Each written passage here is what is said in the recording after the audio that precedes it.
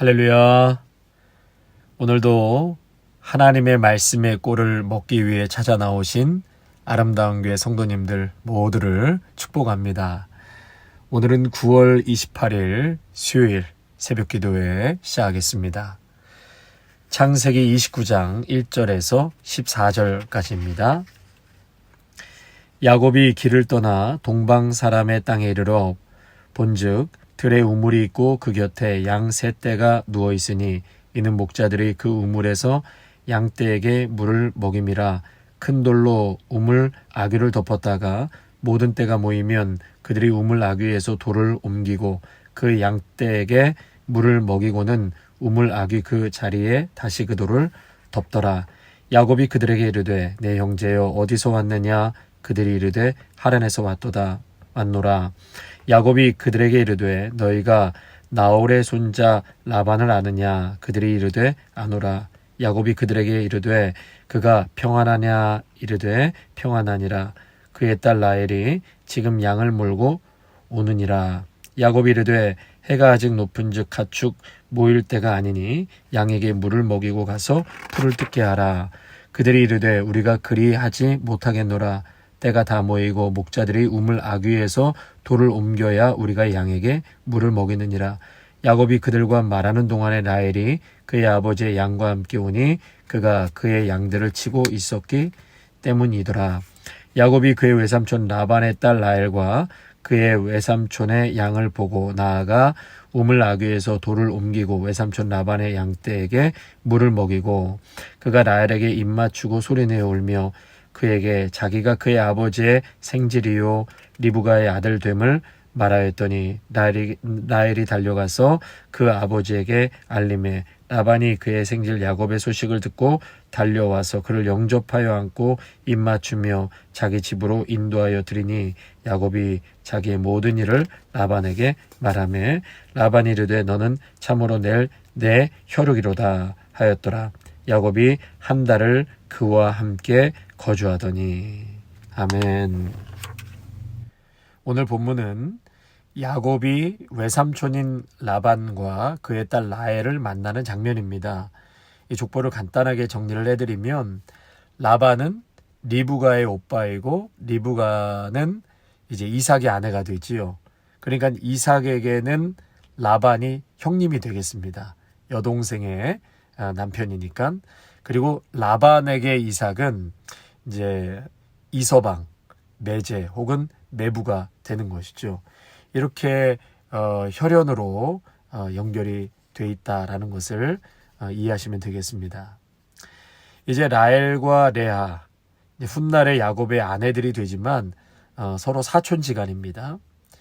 이제 외삼촌인 라반은 야곱에게 결국은 장인어른이 되겠죠. 이제 그런데 이렇게 딸을 주겠다고 하면서 라반은 야곱에게 사기를 치고 속이고 해서 14년 동안을 부려먹습니다. 그 후에도 야곱의 품삯을 주겠다는 명목으로 또다시 6년간 일을 더 시키죠. 야곱이 이제 안 되겠다 싶었는지 얼룩 가축만 골라서 가져가겠다고 하니까 장인어른이 몰래 이 얼룩진 가축들을 싹 빼돌립니다. 라반에게는 야곱이 사위임에도 빼먹을 대로 다 빼먹고 결국 딸들과 사위가 아버지 몰래 재산을 가지고 야밤 도주하는 것을 보게 됩니다. 1절과 3절을 보시면 야곱이 길을 떠나 동방 사람의 땅에 이르렀다. 야곱이 길을 떠나 동방 사람의 땅에 도착했다. 좀 더 구체적으로 말씀을 드리면 브엘세바의 북동쪽에 위치한 메소포타미아에 있는 하란 지역 가까이에 와 있다라는 것을 알 수 있습니다. 이것은 무엇을 의미하냐면 이삭이 창세기 28장 1절과 2절에서 보면 야곱에게 가나안 사람을 아내로 맞이하지 말고 외삼촌 라반의 딸 중에서 아내를 맞이하라 그렇게 말씀한 내용이 있습니다. 그래서 야곱은 아내를 얻기 위해서 이제 라반의 집을 찾아 거의 왔다는 것을 오늘 1절을 통해서 알게 되는 것이죠. 그리고 2절에 보니까 그곳에서 우물을 발견하게 됩니다. 그리고 거기서 라헬을 드디어 만나게 되죠. 10절과 11절 말씀 보시면 야곱이 그의 외삼촌 라반의 딸 라헬과 그의 외삼촌의 양을 보고 나아가 우물 아귀에서 돌을 옮기고 외삼촌 라반의 양떼에게 물을 먹이고 그가 라헬에게 입 맞추고 소리내어 울며. 여러분, 어떤 그림과 비슷하지요? 이삭의 배필을 찾기 위해서 아브라함의 종도 우물가에서 리브가를 만나게 되죠. 성도 여러분, 이처럼 반복적으로 성경에서 기록해 놓은 것은 중요한 영적 의미가 있다고 말씀드렸습니다. 그것은 뭐냐면 하나님의 경륜이 우리의 일상의 삶과 무관하지 않다는 것입니다. 다시 말해서 하나님은 뜻밖의 계획을 통해서 일하시기도 하지만 성실한 일상을 뜻밖의 계획으로 변화시키기도 하신다는 것입니다. 예를 들자면 열왕기상 19장을 보시면 엘리야 선지자의 대안으로 엘리사를 준비시키죠. 그런데 하나님께서 언제 엘리사를 부르셨는가? 이게 매우 중요한데 뜻밖의 삶의 현장에서 엘리사를 부르셨다는 것입니다. 성실하게 자신이 맡겨진 일을 하다가 그 과정에서 하나님을 만나게 되었다는 사실입니다. 열왕기상 19장 19절에 보면 엘리사가 12마리의 소를 앞세워서 소를 치고 있을 때 엘리야가 그의 겉옷을 엘리사 위에 던졌다라고 했습니다. 그것은 삶의 현장을 찾아가서 하나님의 부르심을 엘리야가 전했다라는 것입니다. 하나님께서 다윗을 택하실 때도요. 시편 78편을 보시면 양의 우리에서 취하시고 전양을 지키는 중에 다윗을 선택하셨다고 하셨습니다. 예수님께서 그의 제자들을 부르실 때도 삶의 현장에서 부르셨지요. 바울도 크게 격길로 갔기는 했지만 열정적으로 살아가는 바울을 다메섹이라는 삶의 현장에서 하나님께서 부르셨다는 사실입니다. 사랑하는 성도 여러분, 하나님의 부르심은 특별한 곳이 아닙니다. 기도할 때, 또 교회에서 봉사하고 헌신할 때 물론 부르실 때도 있지만 성경에서는 많은 경우 삶의 현장에서 부르셨다고 했습니다. 그래서 우리는 일상을 아주 성실하게 살아갈 이유가 바로 여기에 있는 것입니다. 현재 나태하고 게으르고 적당하게 때우도 살아가는 자에게는 세상에서도 기회를 안 줍니다. 하나님은 오늘도 작은 일에 충성하는 자, 최선을 다해서 맡겨진 일들을 감당할 때 사람의 마음이 감동하고 또 감동하면 없는 자리까지도 만들어 주십니다. 이 사람 놓치기 싫은 것이죠. 우리 아름다운 교회 성도님들은 모두가 삶의 현장에서 최선을 다해 살아가시기를 바랍니다. 직장에서 큐티한다고 일 빼먹고 저는 기독교인이기 때문에 술 안 먹습니다. 그러면서 오랜만에 준비한 회사 회식 자리 다 망치는 사람이 아니라 신앙의 마지노선은 지키면서 회사에서 하는 모임에도 최선으로 참석하고 분위기 메이커가 되시기를 바랍니다. 이번 주일에도 우리가 말씀을 나누겠지만 다니엘이 그런 사람 아닙니까? 신앙의 마지노선을 분명하게 지키면서도 아주 포악하고 잔인한 바벨론의 그 느부갓네살 왕의 눈에 들게 되지요. 그래서 이 다니엘을 신임하고 신뢰하게 됩니다. 그래서 다니엘은 이 포로 기간에도 바벨론 제국의 총리가 되는 은혜를 덧입게 되었습니다.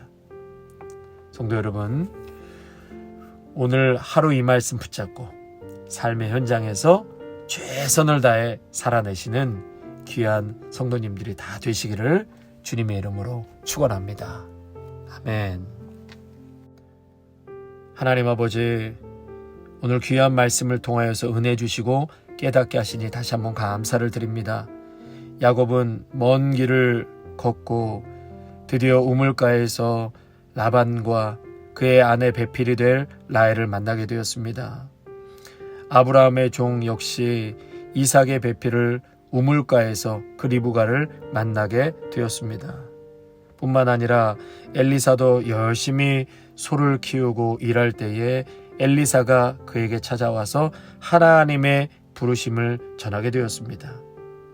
하나님께서 다윗을 택하실 때도, 예수님께서 그의 제자들을 부르실 때도, 또 바울을 부르실 때도 삶의 현장에서 열정적으로 최선을 다할 때 하나님은 그들에게 찾아가셔서 그들을 불러주셨습니다. 이와 마찬가지로 주님, 우리의 현재 삶에서, 우리의 일상에서 정말 성실하게 최선을 다해 살아가는 저희 모두가 되게 하여 주옵소서. 행여나 나태하고 게으르고 적당하게 살아가는 일이 없게 하시고, 하나님, 작은 일에도 충성하고 최선을 다해 살아갈 때에 하나님께서는 그들의 삶을 복주시고 참으로 또 때가 되어서 하나님의 뜻을 펼쳐 가실 줄로 분명히 믿습니다. 하나님, 오늘도 이 말씀 붙잡고 삶의 현장에서 최선을 다해 살아내는 우리 모두가 되게 하옵소서. 야곱은 부유한 가정에서 또한 컸습니다. 목자들을 부렸던 삶이었는데 이제는 상황이 바뀌어서 목자들에게 무시를 당하고 우물에 돌을 옮겨 라반의 양떼에게 물을 먹이는 장면을 보게 되었습니다. 아브라함의 종은 우물 곁에서 리브가를 만났을 때 하나님께 감사하고 찬양했지만, 야곱은 우물 곁에서 라헬을 만났을 때 소리내어 울었다고 했습니다. 앞으로 라반 집에서 펼쳐질 그 고통의 시간이 오늘의 이 첫 만남을 통해서 예측이나 한 듯 야곱은 소리내어 울었습니다.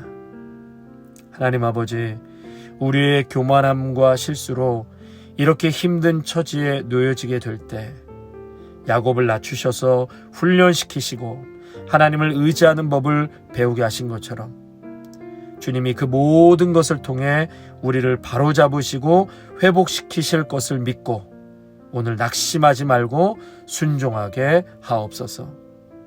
하나님의 징계는 오히려 우리를 회복시키려는 은혜의 방편임을 깨닫게 하여 주시옵소서.